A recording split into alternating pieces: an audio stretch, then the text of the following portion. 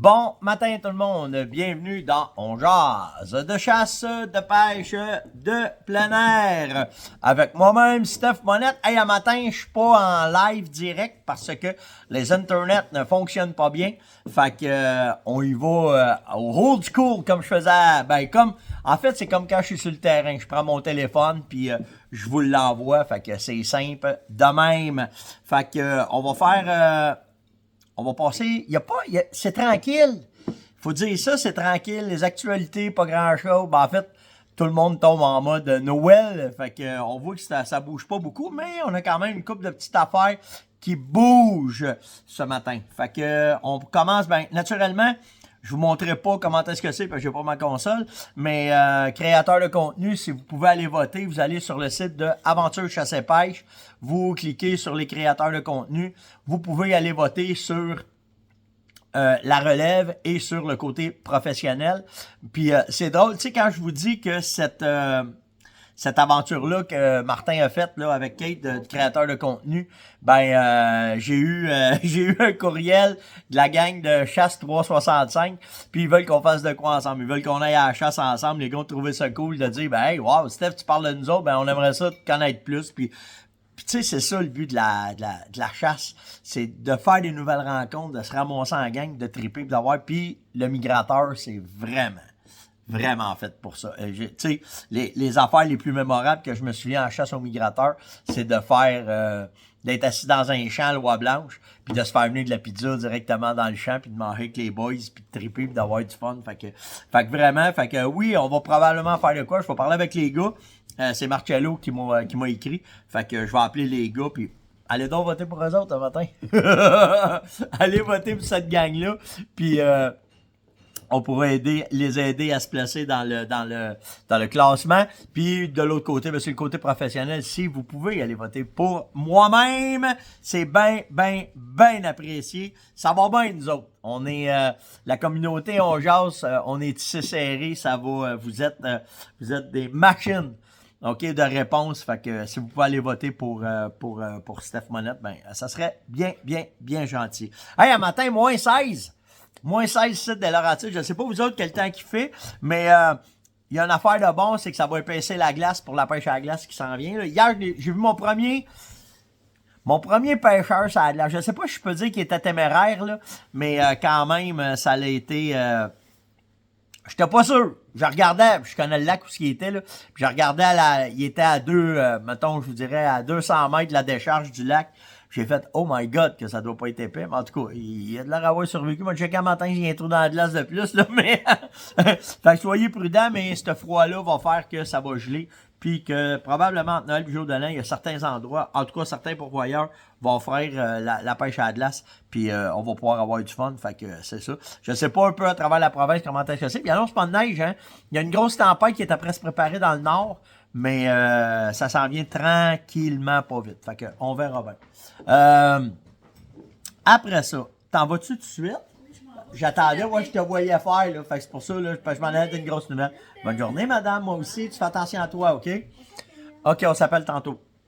Dans les grosses nouvelles à matin, OK? Là, ça commence à brasser pas mal là, dans les... Mais non, là, c'est Caro. Mais non, c'est Caro, le gros. Ça brasse pas mal sur le côté des munitions, OK? Puis là, tu as de plus en plus d'influenceurs qui vont chercher des informations. J'ai trouvé, c'est un de la gang là, qui m'a envoyé ça, là, OK? Mais je vais vous parler, je vous ai déjà parlé de Vista. Vista Outdoor, qui est un gros consortium d'hommes d'affaires qui ont sous leur gérance les compagnies fédérales Remington puis CCI, OK, là, dans les munitions. Puis Vista a annoncé que il y aurait une augmentation dans les munitions de 10 à 15%. Donc, pour Fédéral, Remington, CCI, il va y avoir tu sais, c'est quand même une bonne augmentation entre 10 et 15%. OK? C'est les règles de l'offre et de la demande. Puis, tout ça, c'est dû à cause de la demande en fou de la nitrocellulose. En fait, si vous savez pas c'est quoi de la nitrocellulose, c'est ce qu'on sert pour pouvoir faire de la poudre, OK? Puis naturellement, ben, avec la guerre en Ukraine, ce qui se passe présentement, hier, la Finlande a complètement bloqué l'accès à la Russie vers la Finlande, fait que sont sur un pied de guerre. Fait que tu sais, ça brasse pas parce que c'est Noël, puis pas parce qu'ici, on pense qu'on est tous... Ça brasse un assistant l'autre bord. Puis ça va se répercuter, c'est sûr, en 2024 vers nous autres, OK? Donc, puis l'autre affaire à cause de la guerre, mais là, l'autre affaire, c'est qu'ils ont tellement baissé les stocks de tous les alliés que là, il faut qu'ils refassent leur stock pour que s'il y a une deuxième guerre mondiale, une troisième guerre mondiale, ben qu'il y ait assez de munitions dans chaque pays pour se défendre. Fait que là, ben, en plus de qu'est-ce qui se tire, en plus des stocks qu'ils veulent leur faire, ben, ça fait que nous autres, on a de la misère à s'approvisionner. Puis, il y a une affaire que je ne savais pas, c'est qu'il y a 3 holdings mondiaux qui contrôlent la majorité de toutes les balles, de toutes les munitions qui se fait à travers le monde. Le deuxième holding, c'est Namo Group, qu'eux autres, ils ont, dans les munitions, là, ils ont les Lapua, Burger, puis SK. Puis l'autre gros holding qui est très, très, très important, c'est le Beretta Group, OK? Le holding de Beretta, qui ont Norma, Sako et toutes les armes que vous connaissez là, qui ont là-dedans. Fait que c'est ces 3 gros joueurs-là à travers le monde qui font partie du plus gros holding pour les munitions. Fait que tu sais, il faut bien s'attendre que si Vista fait une augmentation de 10 à 15% sur les munitions, ben que Namo et Beretta vont arriver avec de quoi. De toute façon, c'est sûr que ça s'en allait là. Veux pas, c'est sûr que ça s'en allait là. Fait qu'on verra bien, puis où est-ce que ça va nous mener, puis qu'est-ce que ça va faire. C'est bizarre, j'ai eu 2 personnes dans toutes les questions que j'ai eues aujourd'hui qui m'ont parlé de leur référer des pourvoyeurs, puis de leur dire c'est quoi un bon pourvoyeur, puis qu'est-ce qui pourrait faire la différence pour pas que le voyage de chasse soit manqué. En fait, je vais vous dire ça de même, il y a beaucoup... faut que je pèse mes mots, là, parce que je veux pas mettre tout le monde en crise, mais... c'est dur de trouver un bon pourvoyeur qui va répondre à toutes nos demandes en service, en qualité, mais surtout en plaisir. Il y en a des bons, OK? Il y en a, là, je le sais qu'il y en a des bons, mais il faut les trouver. Puis, je vais peut-être vous demander ça. Si vous allez chez des pourvoyeurs par catégorie, OK? Si vous allez à la chasse à... si vous allez à la chasse à l'ours, à la chasse au chevreuil ou à la chasse à l'orignal, vos références, qu'est-ce que vous pensez des bons pourvoyeurs? Puis la même affaire pour la pêche, OK? Pour la pêche à la truite, la pêche au doré, puis la pêche aux autres espèces, autant pour les guides. Venez me porter vos références, venez me dire sur steph.onjaz@fermonet.com avec qui vous êtes satisfait, comment est-ce que c'est, parce que notre communauté, je vais dire seulement, je pèse mes mots un matin, là, mais notre communauté est rendue quand même assez impressionnante. Puis là, de ce qu'il y a de le fun, c'est que on se passe le mot entre chaque pour pouvoir avoir, en fait, tout le temps du plaisir dans nos activités de chasse, pêche puis plein air. Puis je trouve ça le fun que maintenant, ça devienne de plus en plus de vous d'autres, puis non pas juste de moi, OK? Fait que ça nous permet d'avoir un réseau solide, un réseau intéressant, puis que quand que soit que vous m'envoyez les informations ou que je vous repasse l'information, ben ça sert. Fait que, envoyez-moi, faites juste me dire, hey, Steph, je suis allé à la pêche là, pas les mauvais. OK, ça me tente pas d'embarquer dans ceux qui donnent pas du bon service, là. Mais on veut savoir c'est qui se démarque, c'est qui les meilleurs, puis c'est qui fait de quoi qui a ben d'allure. Fait que ça va être le fun après ça d'être capable de repasser à la POC, puis de dire, hey, écoutez, selon Pierre, puis tu sais, je vais y aller avec ce que vous allez me dire en groupe, là, tu sais. S'il y en a 8 qui me parlent de telle pourvoirie, on va dire, Chris, s'il y en a 8 qui sont allés, ça la gang, qui sont contents, ben c'est ça. Puis, dans vos questions de c'est pourquoi pour moi un bon pourvoyeur, ben souvent, avant de booker un voyage, je vais m'organiser pour aller chercher des références.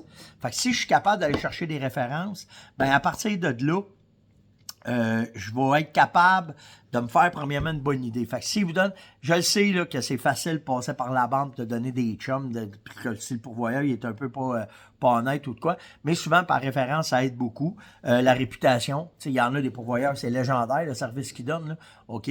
Puis ça pourra faire peut-être la différence aussi, OK? Mais les références, c'est la première affaire. La réputation aide beaucoup. Puis le reste, ben, c'est selon nos budgets. Puis tu sais, je le dis souvent, on paye pour qu'est-ce qu'on a. Fait que ça va rouler autour de ça. Mais j'aimerais ça vraiment avoir vos impressions à vous autres, d'endroits que vous êtes allés, que vous avez eu des bonnes expériences, puis voir comment est-ce que c'est.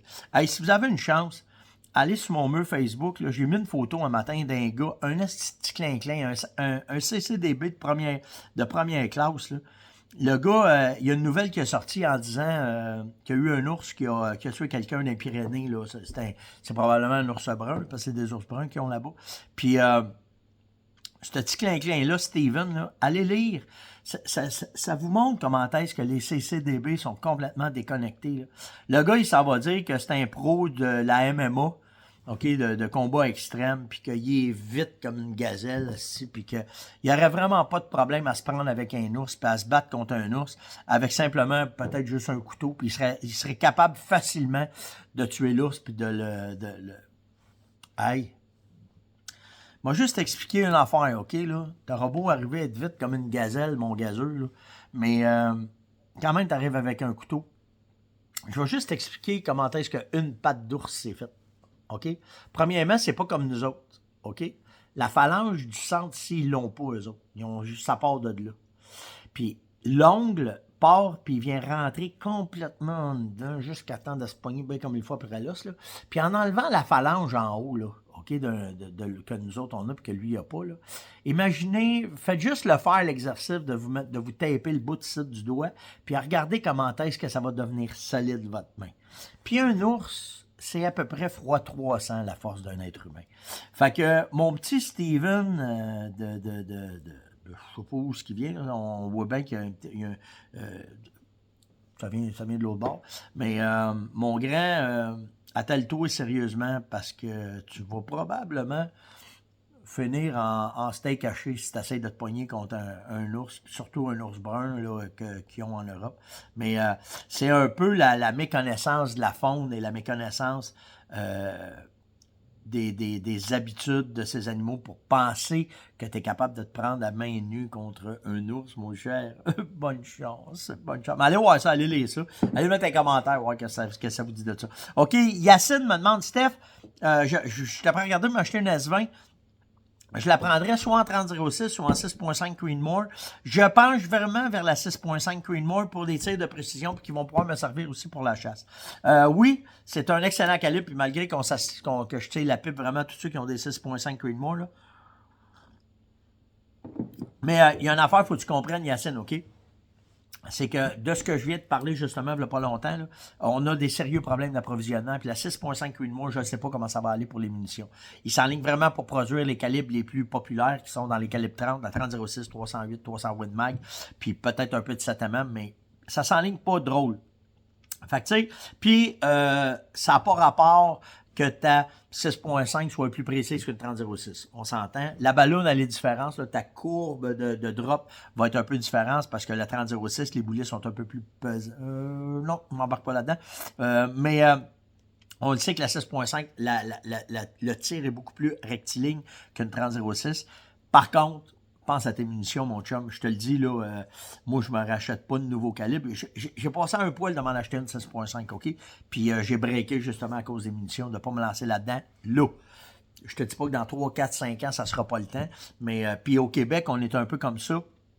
Quand il y a un nouveau calibre, on est très, très, très friand. On trouve plein de qualités à un nouveau calibre. Là, moi, je l'ai vécu 2 fois dans ma carrière de chasse, de voir des calibres arriver et des calibres mourir. C'est arrivé avec la 7mm Short Ultramag que j'ai acheté. Puis, on le voit que là, dans les 300 WSM, à tel taux, 270 WSM, il n'y en a pas de munitions. OK? Fait que, tu sais, la 6.5, je te le dis, c'est probablement un excellent choix, mais je garderai mes réserves, surtout si tu me parles de peut-être t'en aller vers une 30-06. Je m'en irais vraiment vers une 30-06. Ça, c'est mon choix, puis c'est mon idée à moi. OK?